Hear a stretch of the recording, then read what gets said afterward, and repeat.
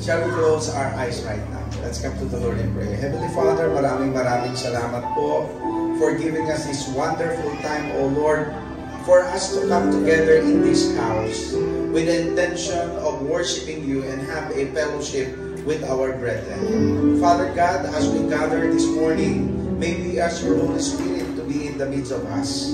Fill this place with your presence, and may we continue to have an open ears so that we can receive the blessing of your words.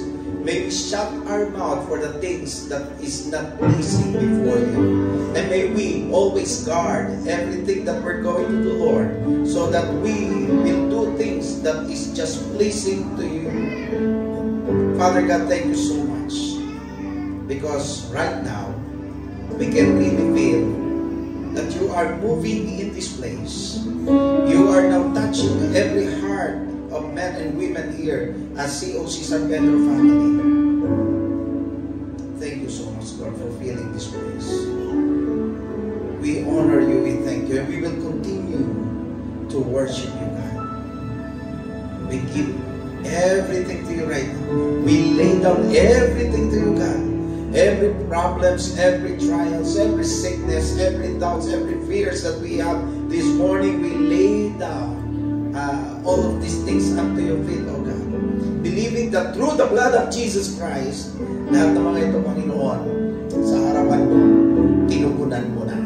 And so, wala po kami anumang burden na dala kasi na-lay down na namin sa inyo. Meron po kami ngayon, Panginoon, ay kagalakan sa aming puso. So, we will just rejoice. We will just be joyful. We will just dance. We will just worship and sing before you, God, because you are worthy to be praised, oh God.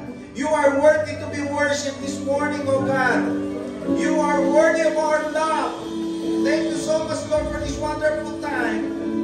Thank you so much, Lord, for filling this place with your presence. Hallelujah. In the name of Jesus, in the name of Jesus, let us all say, Amen, Amen.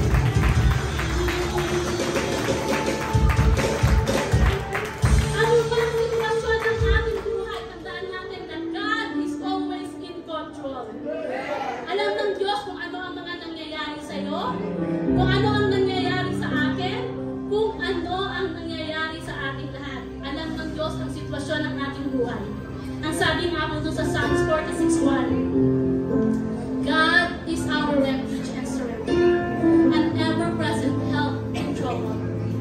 Be still, sabi po sa verse 10, and know that I am God. I will be exalted among the nations. I will be exalted in the earth. And right now, as we sing this worship song, make it a prayer. Let's sing the song.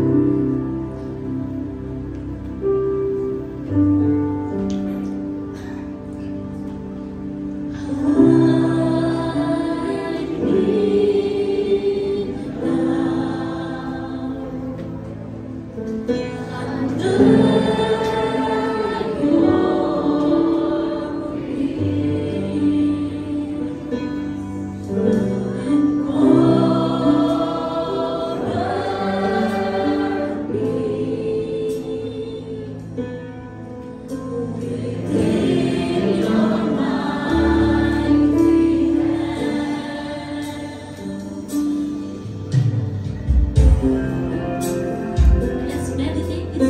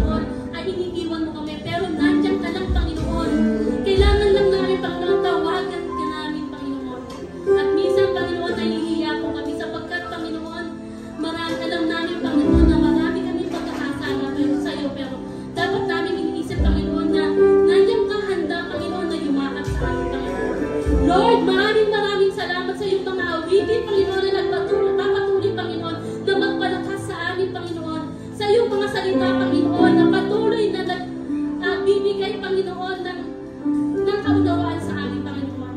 Lord, sa araw na ito, humingi mo kami ng kapatawaran, Panginoon, sa mga pagkukulang namin sa iyo, Lord. Sa aming mga maling ginagawa, sa aming mga salita, sa aming mga ginagawa, Panginoon, na hindi maganda, humingi mo kami ng kapatawaran sa iyo. At alam namin, Panginoon, na nandyan ka, Panginoon, at handa mo kami patawarin, Panginoon, sapagkat, Panginoon, kami anak mo, Panginoon. At hinari mo kaming ganap, Panginoon. Lord, salamat po, Panginoon, sa iyong kabutihan, sa iyong kadakilaan, Panginoon. Sa araw na ito, Panginoon, makikinig po kami ng iyong mga salita. Buksan mo, Panginoon, ang aming isip at ang aming puso, Panginoon, na maunawaan namin, Panginoon, ang iyong gustong sabihin, Panginoon. At ganun din po, pinagpe-pray po namin, Panginoon, ang iyong sasalita sa inyong sa harapang ito, Panginoon. Puspusin mo po siya ng iyong Santong Espiritu, Lord God. At tawa, Panginoon, kung tamaan po kami, wag po kami magsagtang, Panginoon. Kundi kami matutong magbago, Panginoon. Tatanggapin namin, Panginoon, ang iyong mga salita, Lord God. At nawa, Panginoon, sa umagang ito, ang iyong Santong Espiritu, Panginoon, ang lumubog sa lugar na ito. At, Panginoon, at hayaan mo kami, Panginoon, na magpuri sa iyo at magpasalamat. Sa pangalan lamang ni Jesus. Amen.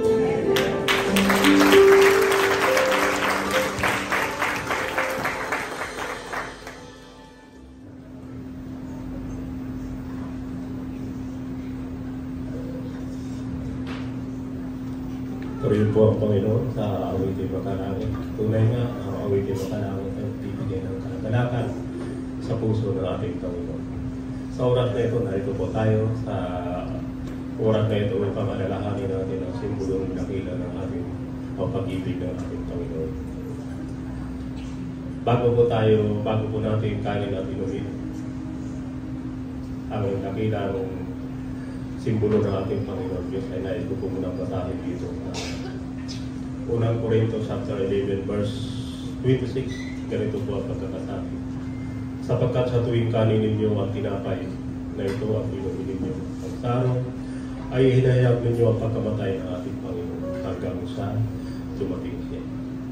Kaya ang sino mang kumakain ng tinapay o uminom ng saro ng Panginoon na hindi nararapat ay magkakasala sa katawan ng Panginoon.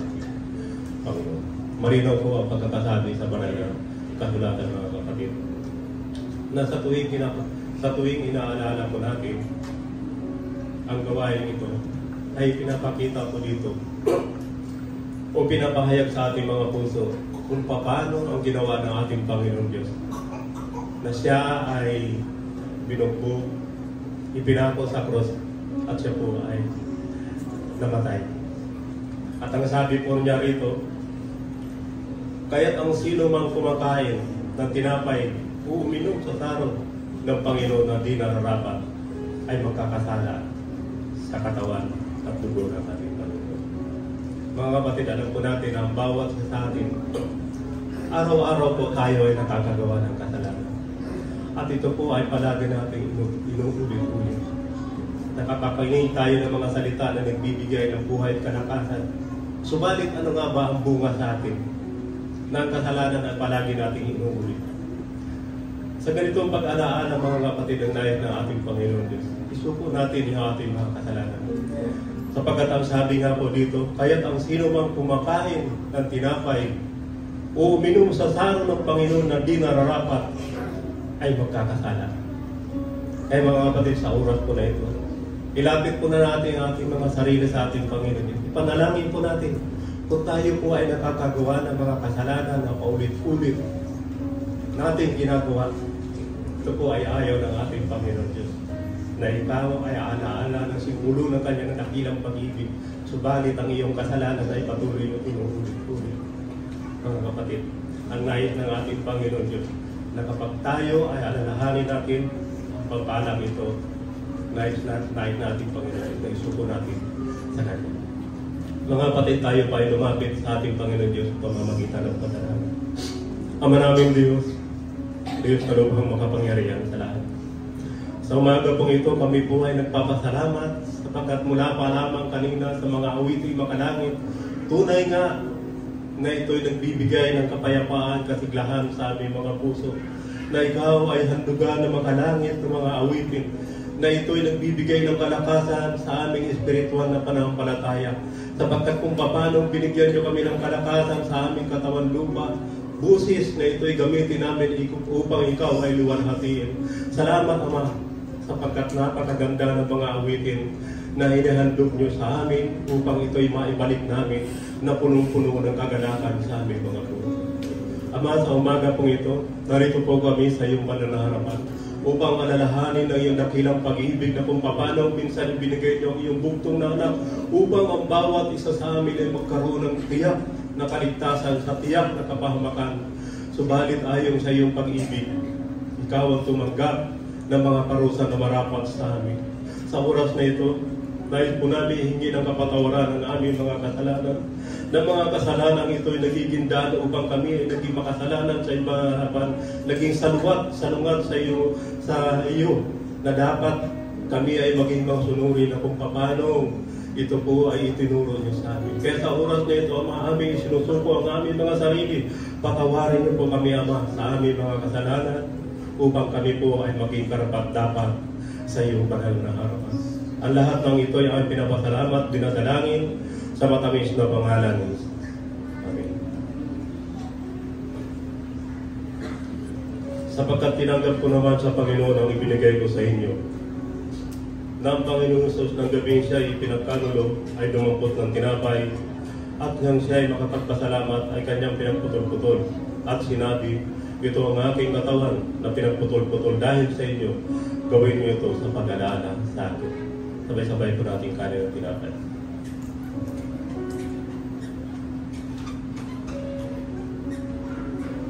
At gayon din naman hinawakan ng sarong. Pagkatapos na makahapunan, sinabi, ang sarong ito siya bagong tipan ng aking dugo.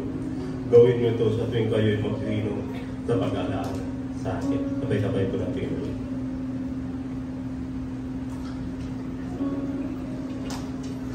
Muli sa pagpapala sa pagkabasa ng mga salita ng ating Panginoon.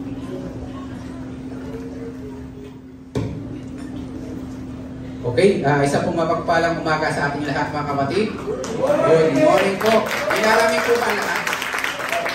Amen, nilalamig po. No? So, kailan po tayong magpalakas ng katawan. Noong last time, nainitan po kayo.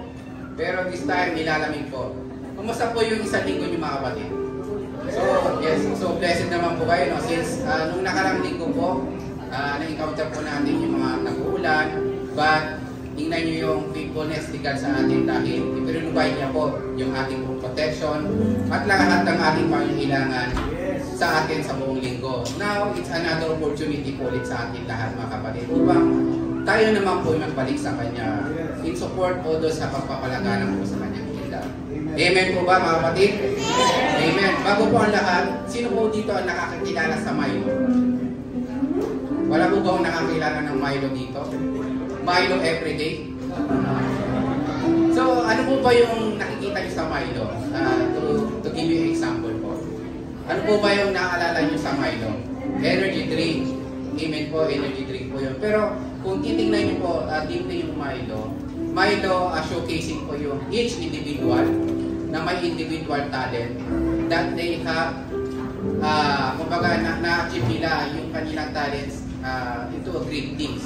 So sa akin po, no, ang tumatak sa akin sa Milo is yung kanilang tagline. Nasabi po doon, great things come from small beginnings. Pero totoo po ito. And then sinerch ko din sa Bible yung mga small beginnings. Tayo mga kapatid, no, yung example ng Milo, yung mga individual na mga athlete po na mayroon silang individual talent and they use that talent at ibigay with small things. As a Christian, mga kapatid, God has given us individual talents, individual gifts. Ito po yung matatagpuan natin dito sa may 1 Peter 4:10-11 at Romans 12:6-8. Doon nyo po makikita yung mga talents nyo. Mga kapatid, alam nyo po, napaka-importante ng small beginning sa atin. Ngayon, tanong ko po kayo, ano na po ba ang mga small beginnings nyo in terms po sa pagsuporta nyo o paggawa sa ating pong Great Commission and mission sa Panginoon. So mga kapatid, no, sabi ko nga, you have the lots of resources. Nandiyan na rin po yung inyong mga talento. You need to first start with small beginnings for us to achieve yung greater things. Ano po ba yung greater things na ina-achieve po natin? Alam niyo po ba? Okay, go back to doon sa ating vision and mission is to make disciple, mga kapatid. Church, alam niyo po, God is pleased to see our work. Kumbaga, masaya ang Diyos na nakikita niya tayo na gumagawa o ginagawa natin yung isang bagay, do small thing para sa kanyang glory.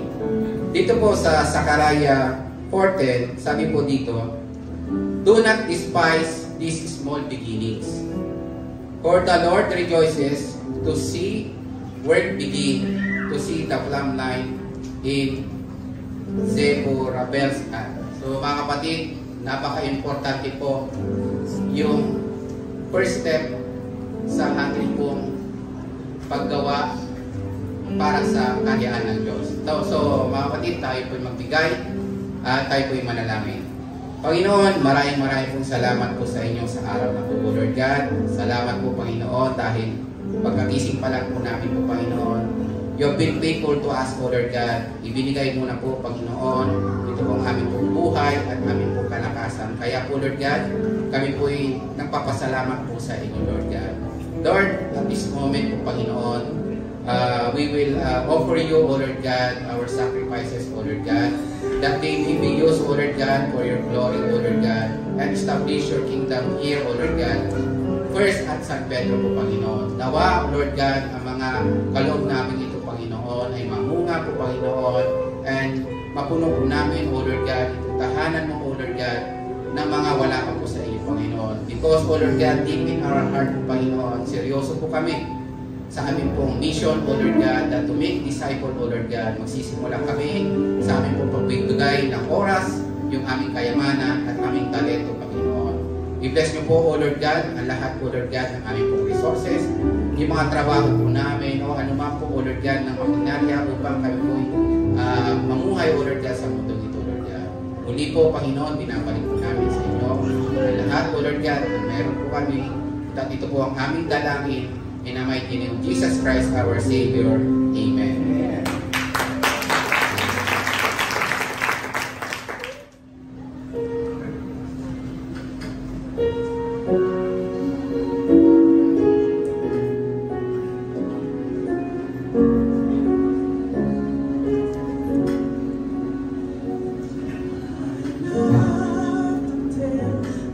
Story of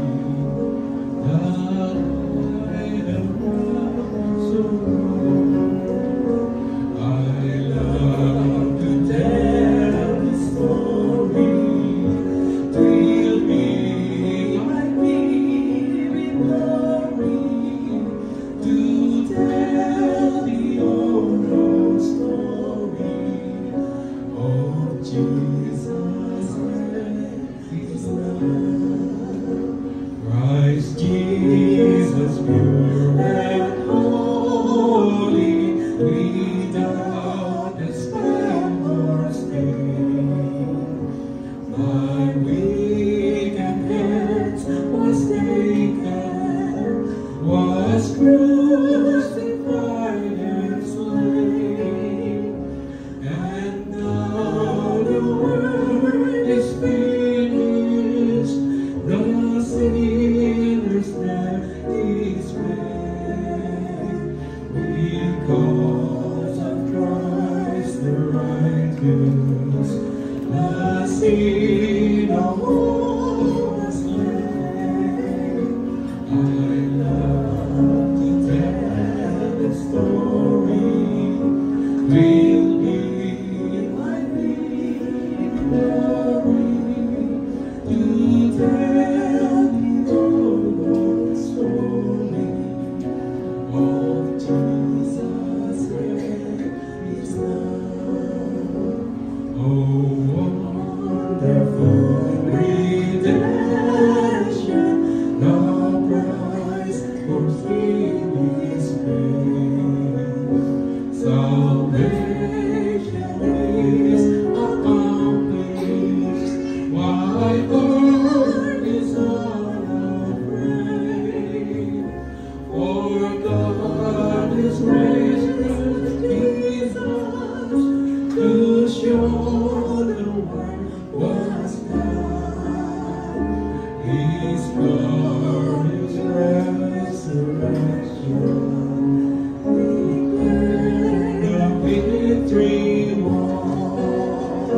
I love to tell the story, will be my leading glory, to tell the old story of Jesus and His love. The Savior of all people has brought His peace to you. Now go and tell the story for others needing to every land and nation, bring out the gospel call, proclaim that Christ is risen, and grants His peace to all. I love to tell the story, will be my leading glory, to tell the old story of Jesus and His love. To tell the old story of Jesus and His love.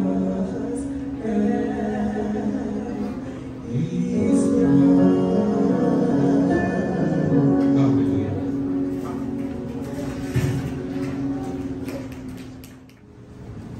Bigyan nga po natin ng malakas na clap offering ang Panginoon. And pakibati mo na rin mga katabi mo ngayong umaga. Sabi mo sa kanya, praise the Lord, kasama kita ngayon. Mag-aaral tayo ng salita ng Diyos. Praise God. Sabi mo sa kanya, pinapayagan kita. Natapikin ako pag nakatulog ako. Praise God. So let us again open our ears, our hearts, our soul, and let us hear a beautiful story from Joshua chapter 6. Let us open our Bibles in the book of Joshua chapter 6. Now, the gates of Jericho were securely barred because of the Israelites. No one went out and no one came in. Then the Lord said to Joshua, "See, I have delivered Jericho into your hands, along with its king and its fighting men. March around the city once with all the armed men. Do this for 6 days. Have 7 priests carry trumpets of ram's horns in front of the ark. On the 7th day, march around the city 7 times, with the priests blowing the trumpets. When you hear them sound a long blast on the trumpets, have the whole army give a loud shout. Then the wall of the city will collapse, and the army will go up, everyone straight in. So Joshua, son of Nun, called the priests and said to them, "Take up the ark of the covenant of the Lord, and have 7 priests carry trumpets in front of it." And he ordered the army, "Advance, march around the city with an armed guard going ahead of the ark of the Lord." When Joshua had spoken to the people, the priests carrying the 7 trumpets before the Lord went forward, blowing their trumpets, and the ark of the Lord's covenant followed them. The armed guard marched ahead of the priests who blew the trumpets, and the rear guard followed the ark. All this time the trumpets were sounding. But Joshua had commanded the army, "Do not give a war cry, do not raise your voices, do not say a word until the day I tell you to shout. Then shout." So he had the ark of the Lord carried around the city, circling it once. Then the army returned to the camp and spent the night there.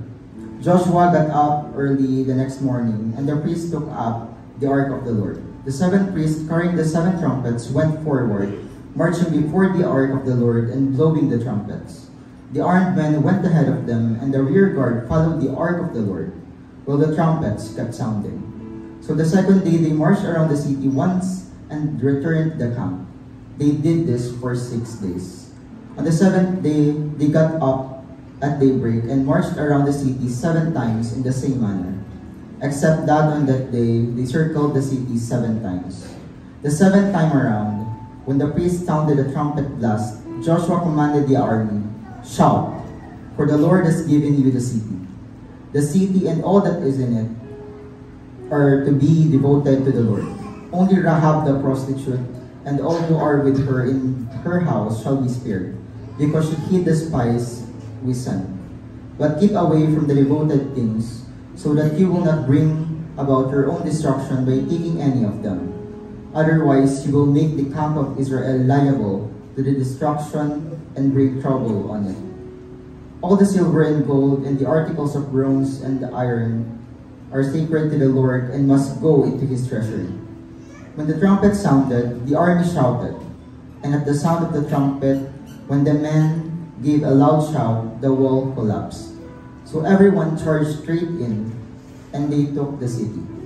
They devoted the city to the Lord and destroyed with a sword every living thing in it, men and women, young and old, cattle, sheep, and donkeys.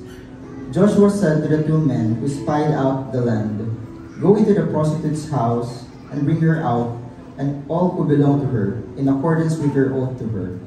So the young men who had done the spying went in and brought out Rahab, her father and mother, her brothers and sisters, and all who belonged to her. They brought out her entire family and put them in a place outside the camp of Israel. Then they burned the whole city and everything in it. But they put the silver and gold and the articles of bronze and iron into the treasury of the Lord's house. But Joshua spared Rahab the prostitute, with her family and all who belonged to her, because she hid the men Joshua had sent as spies to Jericho. And she lives among the Israelites to this day. At the time Joshua pronounced this solemn oath, "First before the Lord is the one who undertakes to rebuild this city, Jericho. At the cost of his firstborn son, he will lay its foundation. At the cost of his youngest, he will set up its gates." So the Lord was with Joshua, and his fame spread throughout the land. Thank you, Brother Ace. Praise the Lord. Na-bless mo ba kayo? Wow, another mega battle ang nakita ho natin. 40 years earlier, mga kapatid, God had promised the children of Israel is what we call promised land. But because of doubt and unbelief, they didn't go in. Meron silang takot, meron silang alinlangan, hindi po sila pumasok. Now, Moses is dead. No? Joshua, one of the original 12 spies, mga kapatid, is now the new leader, and they have just crossed the river Jordan on a dry ground. And they are sitting outside the city, the first city, which is Jericho. Ano ba itong Jericho na to? This is one of the oldest cities on earth at the time. the strongest and most fortified city in Palestine. Ano po? Now, it was actually a symbol of military might. Napakalakas po nito. The Canaanites thought that Jericho was invincible. Akala po nila, iniisip po nila, walang sino man ang makakapagbabagsak dito. Yung walls, napakalawak. Walls, wide enough, to have chariot races upon them. Yung location po, it was the key gate, to the entire region. If it was defeated, all other cities would be downhill fight, mga kapatid. Kapag ka po yung wall of Jericho na yun ay napabagsak nila, lahat na po ng susunod na mga syudad, ay unti-unti na po o kakayanin na po nila mapabagsak. Masasako po nila. Jericho is shut and locked up tight. Bakit po? Because of the people of God. Itong city na ito, actually, represents the promise of God. Okay? Ito pong syudad na ito ay nagre-represent ng pinangako ng Diyos. Now, yung walls, mga kapatid, represents the enemy's roadblock that stands between us and God's promise to keep us out. Okay? Yung city, nagre-represent ng pangako ng Diyos, hindi lamang sa mga anak niya noong mga panahon na yun, kundi sa panahon po natin ngayon. Now, merong mga walls. Itong walls po na ito ay roadblock ng enemy between us and God's promises. Ito ngayon po ang plano. Yung plano, it represents God's path to victory. Okay? Yung plano po na inilay daw ng Panginoon kay Joshua, yun po yung daan para po sa tinatawag po nating pagtatagumpay. This is going to be an absolute and yet unconventional battle plan. Hindi po siya karaniwan.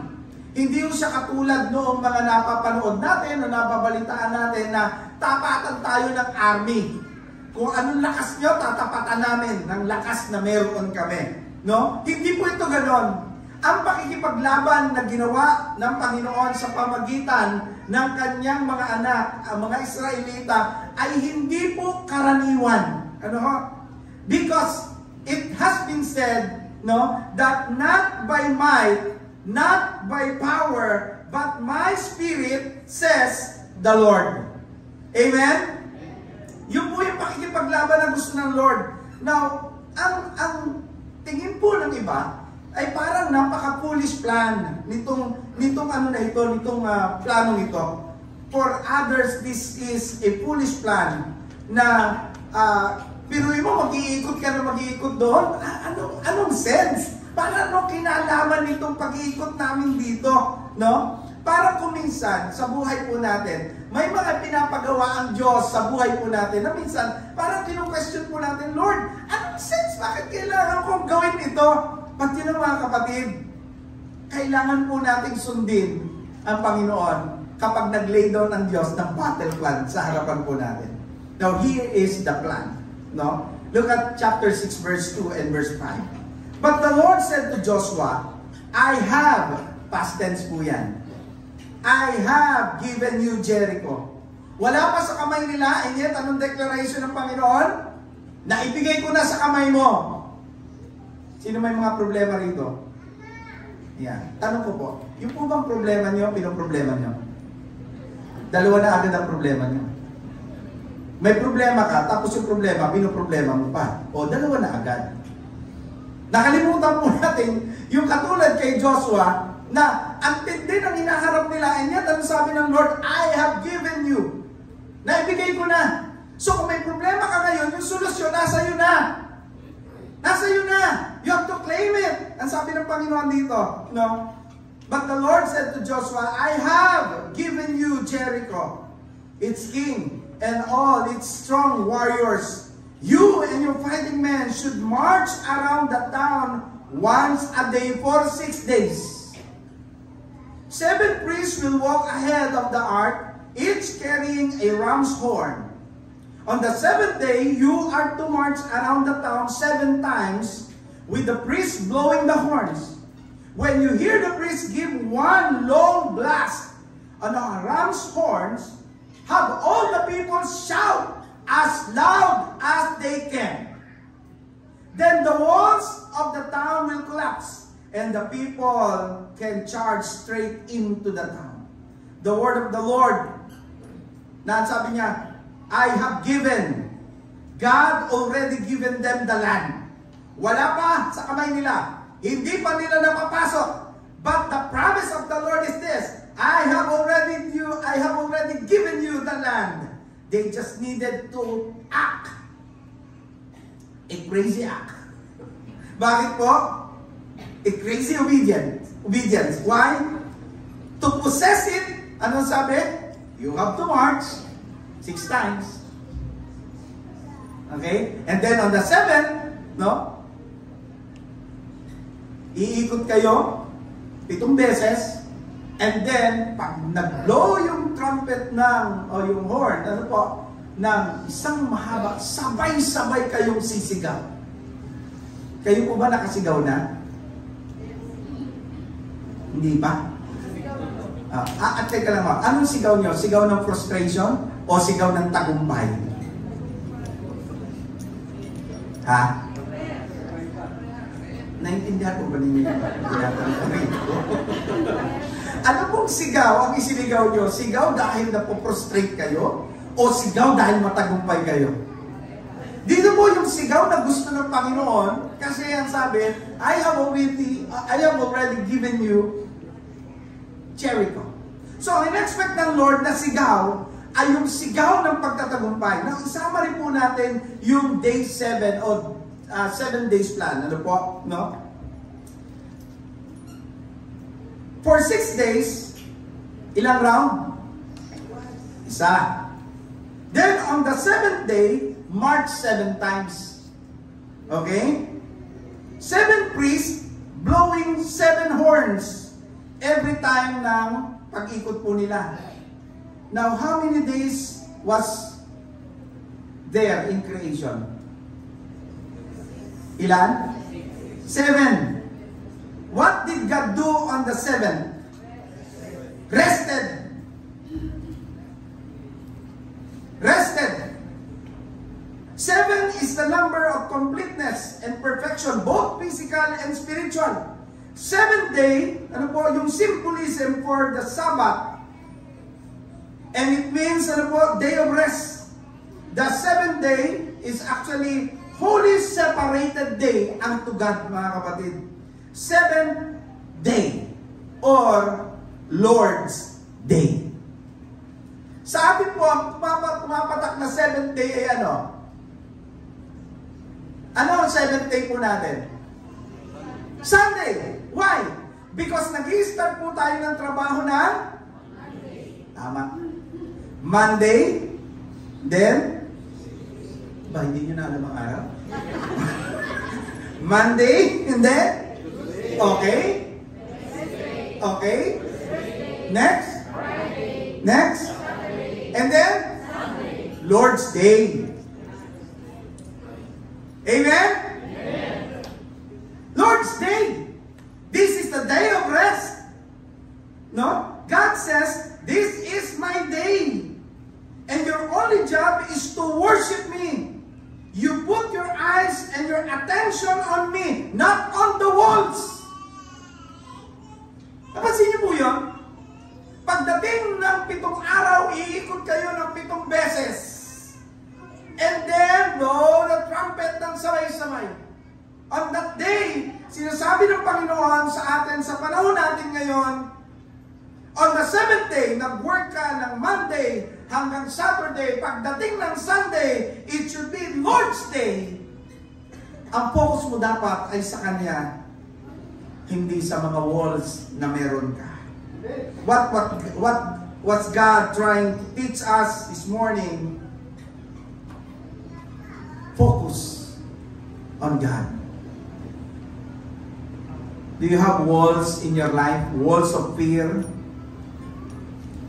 Do you have walls of doubts? Do you have walls of pain? Do you have walls of troubles or walls of shame? Sabi ng Panginoon, hindi dyan ang focus mo. Focus on me. Sabi ng Panginoon, rest in what rest in my presence. Ang tinuturo ng Lord ay napakasimple. This is the number 7, point number 7, as we continue the second point, the second part of power of praise. Rest in what God can accomplish. Rest on what God can accomplish. Mga kapatid, napakahalaga po na makita ho natin, no, kung ano ang kayang gawin ng Panginoon sa buhay po natin. Tanong ko po, nararanasan niyo po ba sa buhay ninyo ang pagkilos ng Diyos? Alright. Rest on or in what God can accomplish. Napakahalaga po na makita ho natin ang bagay po na ito. Anong sabi ng Panginoon? What is impossible for people is possible with our God. Tanong ko po, meron po bang imposible sa ating Panginoon? Wala. Ang instruction ng Panginoon kay Joshua, huwag magsasalita. Habang umiikot kayo, huwag kayong magsasalita. Why? Because they might have taught, no, things that has nothing to do with their mission.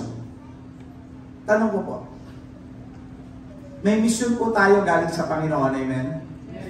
Ang tanong po ito, pag po ba tayo ay nag-uusap, yung pinag-uusapan po ba natin may kinalaman sa mission? O wala? Alam niyo, ugat ng problema most of the time, ang mga pinag-uusapan natin, wala kinalaman sa purpose ng Diyos para sa buhay po natin. So habang hindi sila nag-uusap, ano kaya ang ginagawa nila? Meditating on the promises of God. When you rest in what God can accomplish, and you believe that with God nothing is impossible, all you need to do, mga kapatid, is meditate on God's promises. Joshua chapter 1 verse 8, study this book of instruction continually, meditate on it day and night. So you will be sure to obey everything written in it. Only then you will prosper and succeed in all you do. Kailan lang po tayo magtatagumpay sa lahat ng ginagawa natin? When we meditate the Word of God day and night. When we stop talking about the things that has nothing to do with our mission. Ang failure po kasi ng mga Kristiyano madalas dito. Nakakalimutan po natin bigyan ng atensyon ito. Ang sabi ng Panginoon, do not be afraid, Joshua. Don't be discouraged by the mighty army before you, for the battle is not yours, but mine. Sabi ng Lord, rest. Lunes, Martes, Merkules, Huwebes, Biyernes, Sabado. Sabi ng Lord, ikapito, anak, rest. Magpahinga ka. Yung pagod mo sa trabaho, yung pagod mo sa pamilya, yung pagod mo sa lahat ng ginagawa mo, sabi ng Panginoon, it's about time to stop and rest on what can I do. Ang problem po sa atin, hanap tayo lagi ng hanap ng kaya natin gawin at solusyonan. Pero ang final solution nasa Diyos. Amen? Diba? Alam niyo po, the longer they walked, the walls became smaller and their God became bigger. Hallelujah.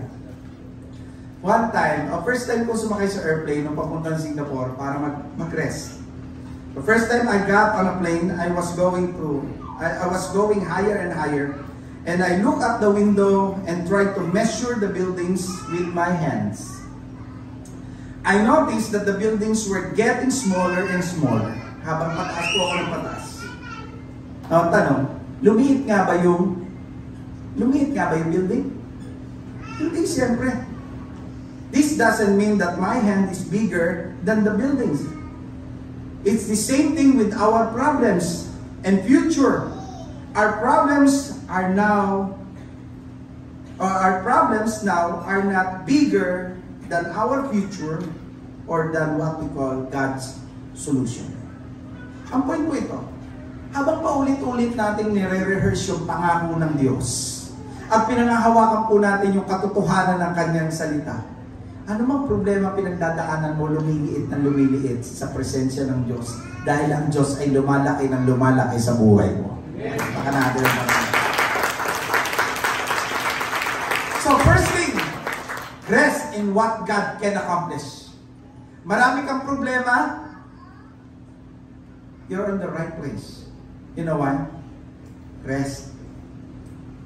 Rest in what God can accomplish. Huwag mo muna problemahin yung Monday, bukas. Huwag mo problemahin yung Tuesday hanggang Saturday. Alam mo kung bakit? Malay mo bukas rapture na pala. Bukas pala kukunin na tayo ni Lord. So ano ba problema? Diba? Alam mo kung anong dapat mong gawin ngayong araw na to? Mag-rest ka lang sa kayang gawin ng Diyos. Hindi mo ba napansin? Napakaraming beses mo nang lumilipas sa bawat linggo. Bawat linggo. And the more that you magnify the Lord, the more na nagiging maliit ang bawat circumstansya at problema sa buhay mo. Pero ito pansinin nyo. Pag hindi ka nagpapahinga sa presensya ng Panginoon, wala kang time sa Kanya, lalo namang lumalaki ang mga problema, lalo namang parang ang bigat-bigat ng loob mo. Kapatid, always keep in mind, yung ikapitong araw ay araw na pagpapahinga. Hindi ibig sabihin Sabado yun. Hindi ho. Walang binanggit doon na Lunes, Biyernes, Sabado, Linggo. Di. Ang binanggit mo doon on the 7th day. Walang sinabi doon Sunday or ano. No, sinasabi po doon that there should be a day wherein you're going to focus on God and in Him or on Him alone. And that is on the 7th day. It so happen na ang trabaho natin ay Monday hanggang Saturday. Kaya yung Sunday, yun ang patak ng ating ano po? 7th day. Ang balita ko po, sa gitnang silangan, sa Middle East, ang pahinga po nila doon ay Biyernes. Dahil yung Biyernes po nila, yun ang Sunday natin. But the most important thing mga kapatid is this, na on the 7th day, rest in what God can accomplish sa buhay mo. Huwag kang magtiwala sa kakayanan mo. No match yan sa kaya ng Diyos. Okay? Pangwalo. Regard on who God is. Meaning, focus on who, not on what. Yeah? Alam niyo, ang dami mga tao try to worship God while focusing on what. Samantalang we were called to worship the who. Di ba? And Jesus challenged us, seek the kingdom of God and His righteousness, and all these things shall be given to you. Seek the healer, not the healing. Seek the provider, not the provisions. Seek the miracle worker, not the miracle. Ang problem sa atin, pumupunta tayo sa church, bakit? Naghahanap tayo ng gagawin sa buhay po natin. Ano ba kayang gawin ng Diyos sa buhay ko? Ano ba meron dyan sa COC San Pedro Family para pumunta ako dyan? Hindi! Huwag kang pumunta rito dahil sa gagawin ng Diyos. Pumunta ka rito dahil sa kung sino ang Diyos sa buhay mo. Pumunta ka rito dahil naandito yung healer. Pumunta ka dito dahil naandito yung provider. Narito ka dahil naandito yung miracle worker. Ang tanong ko po, ano bang hinahanap po natin? Yung nagbe-bless o yung blessing? Most of the time, ang hinahanap ng tao, yung blessing. Yung blessing. Hindi po hinahanap yung nagpapala. Ilan po sa atin, ano po, ang nadi-discourage sa buhay, araw-araw. Sabi po ng verse 6 to 8, Joshua, sabi rito, so Joshua called together the priests and said, take up the ark of the Lord's covenant and assign 7 priests to walk in front of it, each carrying a ram's horn. Then he gave orders to the people, march around the town, and the armed men will lead the way in front of the ark of the Lord. After Joshua spoke to the people, the 7 priests with ram's horns started marching in presence of the Lord, blowing the horns as they marched, and the ark of the Lord's covenant followed behind them. Ano ba yung ark? Naalala niyo po kung ano po ibig sabihin ng ark? Ark of the covenant represented the presence of God. Yan po yan. So as they walk around the city, they saw that God was their leader and He was with them. It is actually a proclamation that God is on our side. Now yung horns, blowing of horns or trumpets or ram's horn, it is actually used for multiple purposes. The blowing of the trumpets or horn meant something to the people in those days. And it has a significance. One, it was used to signal a call for battle. So pagka po nag-blow ng horn, ano po, ginagamit po yon bilang signal para po sa pakikipaglaban. Ayun po yung ginagamit. Yan. Nakita niyo ba? Yan. Okay? So yan po yung ginagamit po para tumawag ng, ano po, pakikipaglaban. It was also used in praising God, or it was used in praise to God. That is in Psalms 150 verse 3. No? Praise Him with a blast of ram's horn. It was also used in the what we call coronation of a king. It was also used to announce holidays. And also announcement of the year of Jubilee. Ano ba yung year of Jubilee? Every 50 years. Every 50 years, Israelites were instructed by God to work the land 6 years and let it rest on the 7th. Now, after 7 sabbatical years, meaning 7 times 7 equals 49. 49 years was the year of Jubilee pagdating ng 50, the day of atonement. Tignan niyo po yung sa Leviticus chapter 25 verse 8 to 10 and 13. Tignan niyo po yan. Count of 7 Sabbath years, 7 times 7 years, so that the 7 Sabbath years amount to a period of 49 years. Then have the trumpet sounded everywhere on the 10th day of the 7th month. On the day of atonement, sound the trumpet throughout your land. 10. Consecrate the 50th year and proclaim liberty throughout the land to all its inhabitants. It shall be jubilee for you. Each of you is to return to your family property and to your own clan. In this year of jubilee, everyone is to return to their own property. So pagdating po ng 50 years, mga kapatid, no? Two major benefits ng jubilee. Full restitution of property, no? All real property would automatically revert to its original owner. Okay? God had given this land, ito po, 40 years earlier, and they are the rightful owner of the promised land, no? At pwede na po nilang kuhanin, i-take yung kanila, and then another, all slaves were set free, no? Those who compelled by poverty and had sold themselves as slaves to their brothers should regain their liberty. So, dalawa po. Una, yung full restitution of property, and pangalawa po, lahat ng slaves pinalalaya. Ang children of Israel would no longer be slaves of the barren desert they roamed. They would move from being a slave to an owner, mga kapatid.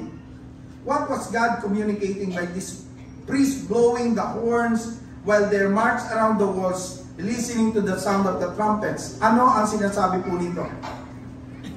9. This is point number 9. Restoration is from God. So as you worship, sabi ng Panginoon, I will restore what has been lost or taken. Sabi ng Panginoon. This is your jubilee. Kaya sabi po doon sa John 10:10, the thief comes only to steal and kill and destroy. I have come that they may have life and have it to the full. Naparito po ang magnanakaw, para magnakaw, tumatay, at manira. Samantalang si Jesus ay naparito para tayo magkaroon ng buhay, isang buhay na ganap at kasiyasiya. Now, i-wrap up po natin. It's 7th day, mga kapatid. They are just finishing the 6th lap on that day. No? Yung circumstances parang hindi pa nagbabago. Yung walls parang sabi nga ang taas pa rin, makapal, hindi pa pumabagsak. Parang walang nangyayari. But we have the promise of God. Amen? We walk by faith and not by sight. Amen? So doon sa Joshua 6:16 and 20, the 7th time round, as the priest sounded the long blast on their horns, Joshua commanded the people, shout, for the Lord has given you this town. Verse 20, when the people heard the sound of the ram's horn, they shouted as loud as they could. Ano nangyari? Suddenly, the walls of Jericho collapsed, and the Israelites charged straight into the town and captured it. Mga kapatid, remember the point number 5 nung last week. Remind ourselves that faith praises God in advance. Faith praises God like we had the answer before we see it. Sabi ng Mark chapter 11 verse 24, when you pray, ask for something, believe you have received it, and you will be given whatever you ask for. At sabi ng Panginoon, thank God, or sabi ng salita ng Diyos, we have to thank God in advance for the breakthrough. Sabi doon sa Philippians 4:6, do not be anxious about anything, but in every situation by prayer and petition with thanksgiving, present your request to God. Sino po rito, pag nag-pray, kiniklaim niya na yung ipinag-pray po niya? Nagpapasalamat niya. Alam niyo, isang problem natin, pag nagpe-pray po tayo, hindi po natin inaampin yung prayer po natin. Pag nananalangin po tayo, tatandaan po natin, praise God in advance. Sila Joshua, on the 6 days, on the 7th day, parang wala pang nangyayari. Yung walls, parang hindi pa bumabagsak, ang kapal-kapal pa rin, parang wala naman nangyayari. Sometimes, di ba, minsan naisip po natin, huminto na lang kaya ako, parang wala naman nangyayari sa prayer ko. That's not true. Hindi po totoo yun. Hindi pa man bumabagsak yung mga walls na yan, o yung mga problema na meron ka, magpasalamat ka na in advance because nangako ang Diyos at ang pangako ng Diyos sigurado matutupad sa buhay niya.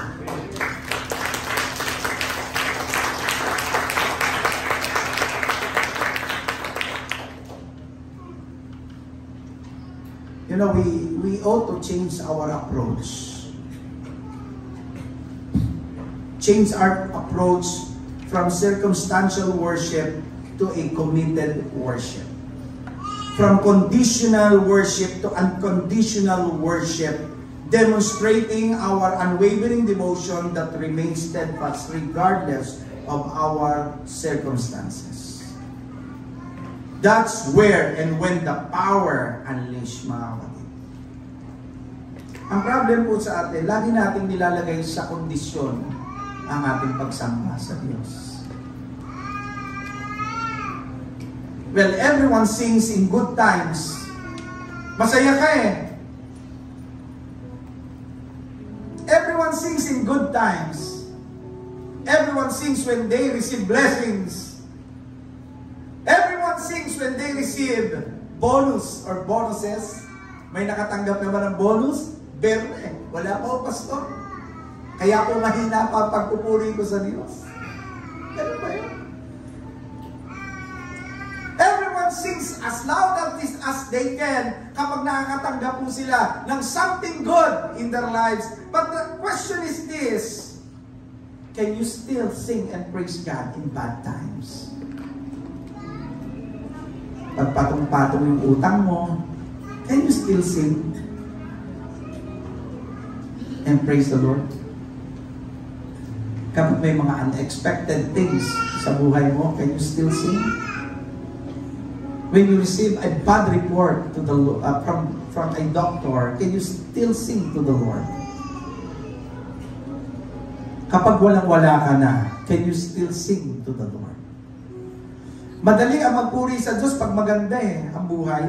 Pero ito po ang tanong ko, paano na pag hindi na maganda nangyayari sa buhay mo? Can you still sing as loud as you can to the Lord?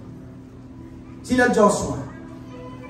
Hindi man nila nakita pa na bumabagsak yung walls. Hindi pa man nila nakikita na yung walls ay bumibitak. But they trusted the promise of God. They trusted the Lord in their lives. Remember mga kapatid, we praise Him in good times and bad. Amen? Why? Because He is worthy of our praise. No matter our situation is, God is worthy of our praise. And that's why I'm encouraging each of us, worship the Lord not on circumstantial situation or circumstantial, not on the basis of circumstances, but on the basis of your commitment. Iba po sa atin, di ako makakasamba kasi wala akong pera. Bakit? Sasamba ka lang ba sa Diyos pag may pera ka?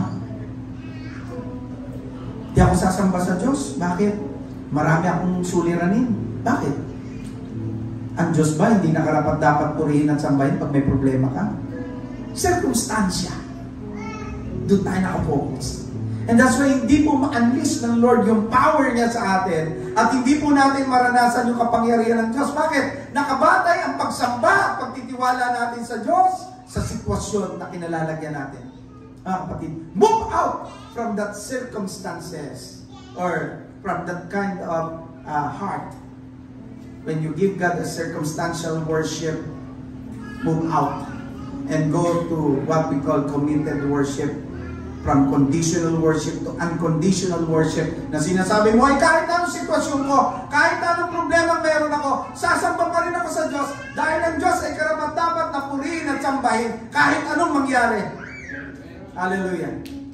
Sige pa pala ka natin ng Panginoon. Do you believe that God's presence is here? Tanong ko po, pag sumasamba po ba kayo sa Diyos, masaya ho kayo? You should, kapatid. Because the presence of God is here. Kaya simula pa lang po, praise and worship pa lang, ando na po yung sigla ho natin. Tignan niyo po, sino po ang laging nauuna sa battle? Yung po bang mga warriors? Based on the Bible, ang mga nauuna po, ang frontliner po nila, yung praise and worship po nila, yung priest po nila. In other words, ang mga nauna sa pakikipaglaban, naandun ang praise and worship team, naandun ang mga pastor, naandun ang mga elders, naandun ang mga deacons, sila ang nauna sa laban na to. At kapag sinabi po ni Joshua na sigaw, sumigaw po sila ng ubod lakas because yung tagumpay inangkin po nila. At nakita po natin, bumagsak ang mga walls. Bumagsak ang napakatatag, most fortified wall in that time. Question, what is your Jericho? Ano ang humahadlang sa iyo at sa mga pangako ng Diyos? Financial problems? Yan ba yung humahadlang? Kaya hindi mo maklaim yung promise ni God? Hindi mo mapasok yung promised land ni God para sa iyo? Because that wall is hindering you. Is that your wall of Jericho?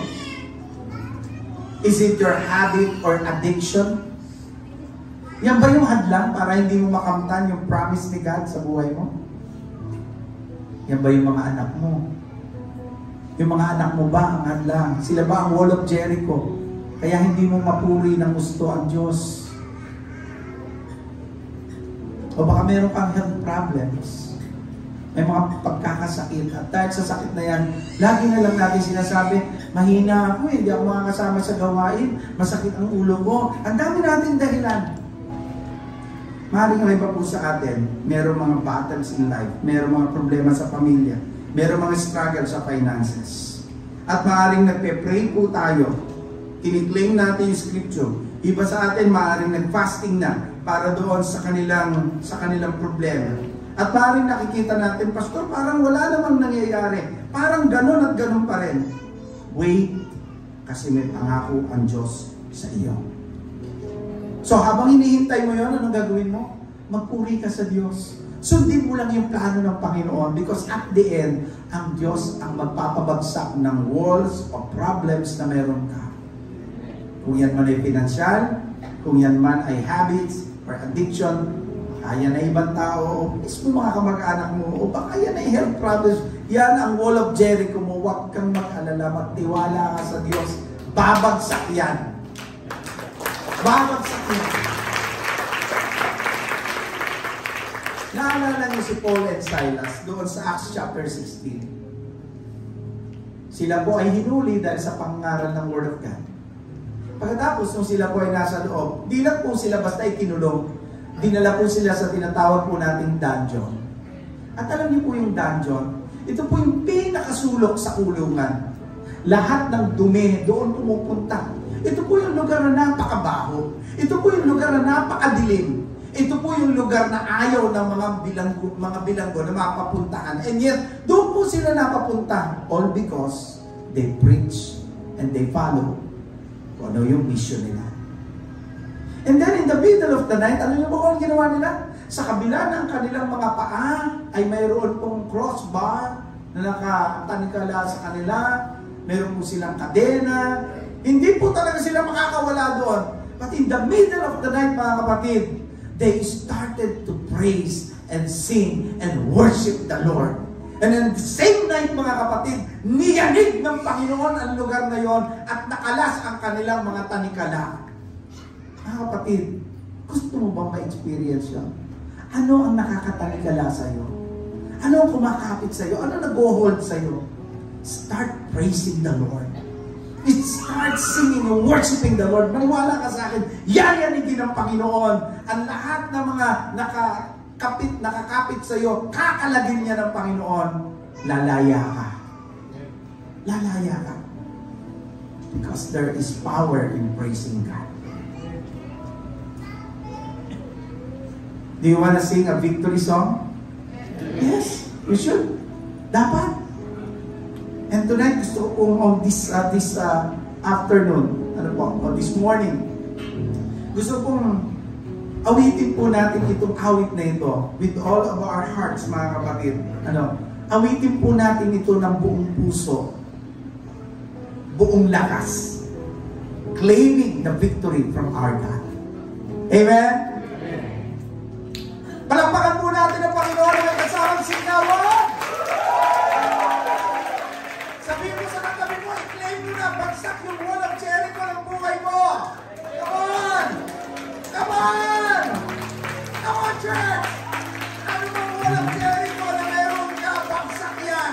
Just claim the promise of God. Come on! Hallelujah! Let us jump, hallelujah! Let us jump, praise the Lord! Claim the promise of God, mga kapatid. Lord, come on, let's sing to the Lord. Right now and right here, with all of our heart.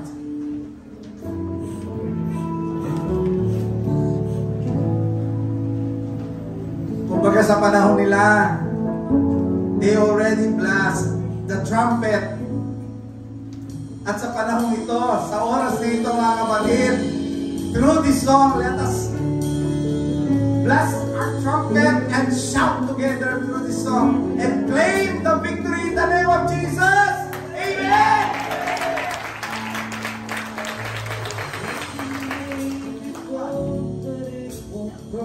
Let's sing this song. Darkness fades, the walls won't breathe. God I serve knows only how to triumph. My God.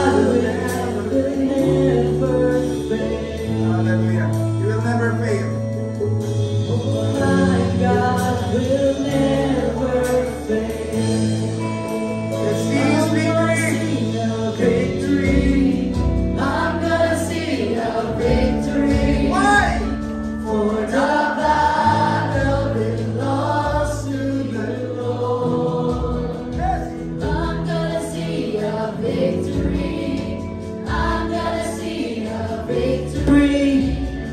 For the battle belongs to you, Lord.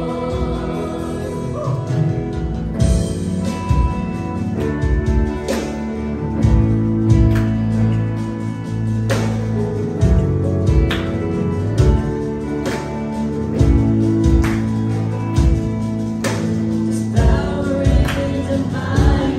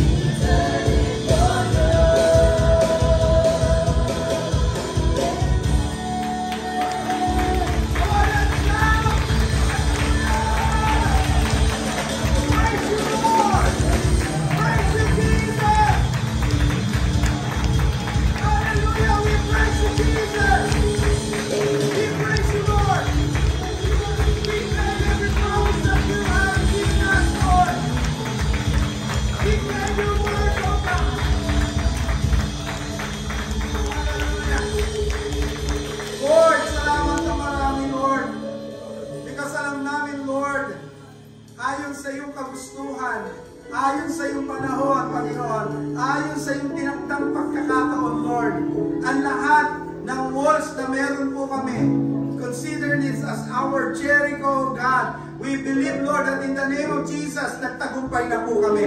Dahil kayo po ang nasa unahan namin, Panginoon. At habang kami nagpupuri, umaawit sa iyo, Panginoon, kami, Panginoon, ay patuloy na lumuluwalhati sa iyo. Nakikita na po namin, Lord, in the name of Jesus, lahat ng mga walls na meron po kami, bagsakan na po sila. Ang tagumpay ay nasa amin. Dahil ikaw ay nasa unahan namin, Panginoon. And we claim the victory in the name of Jesus. Let us all say, Amen, Amen, and Amen.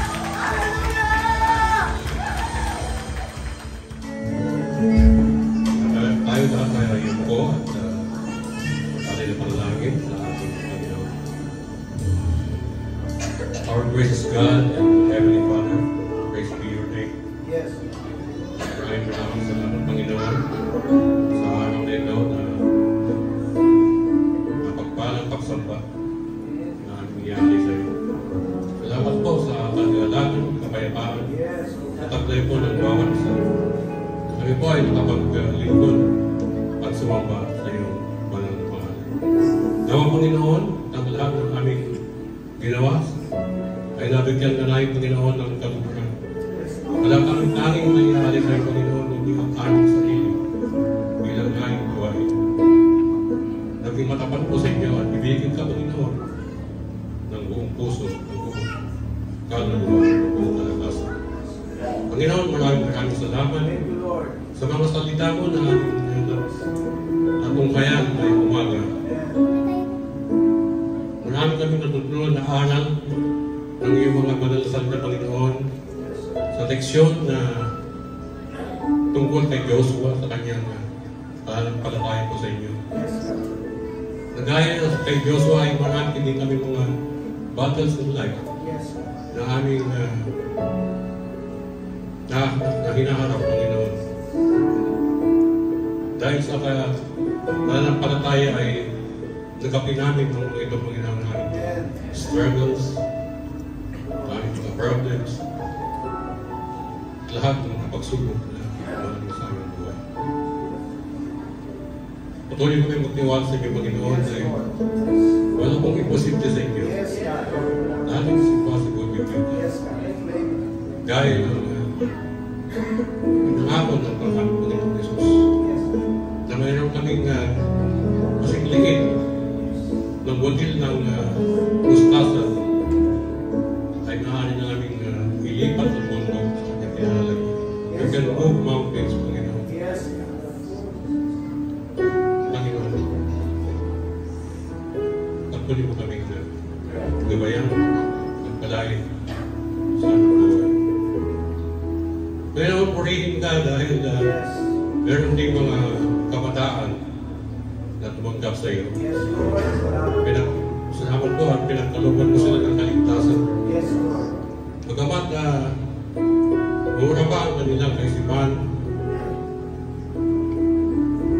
sariwa pa ang kanilang kamalayan, subalit hinino po, Panginoon, ang kanilang palataya at natungkayan nila ang ikabunihan ng iyong pag-ibig at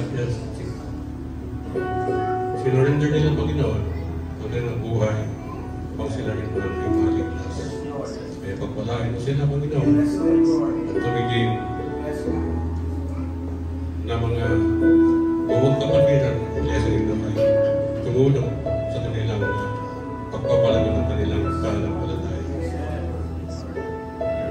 Lord, sa aming pansamantalang pagkikiwalay, ay hinihiling mo namin ang iyong patuloy na pag-iingat, pagbabayi sa aming mga plano sa buong maghapon na ito, Panginoon. Naway mapagtagumpay namin sila at hinihiling mo namin ang iyong patuloy na pag-iingat po sa aming Panginoon. Panginoon, pinabalik namin ang patuloy pasasalamat sa pangalan ng ating Panginoon Jesus. Amen.